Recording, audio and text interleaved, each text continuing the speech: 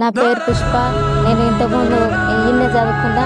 ఈడ మా అమ్మ పానం బాగాలేకుంటుంటే మళ్ళీ ఇంటికి వచ్చిన. ఇంటికాడనే మా అమ్మతో పాటు ఇంటికాడనే ఉంటున్నా. ఒక్కొక్కసారి గేట్ కూర్చుంటుంది ఇంట్లో గుడ్చ, ఎవ్వరు పట్టించుకోరు.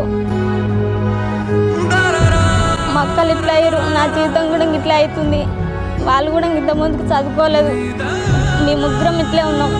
ఎవ్వరు కూడా ఇంత సాయం చేస్తలేరు. అందరు నేను కూడా మస్తు తిట్టుకునేది, వీళ్ళు కొట్టగానే వస్తారు, ఏం సాయం చేయరు, వీళ్ళంతే, వీళ్ళకి గెలిపే కావాలి, పేదోళ్ళది మా బతికిట్లే అని అనుకుంటాం.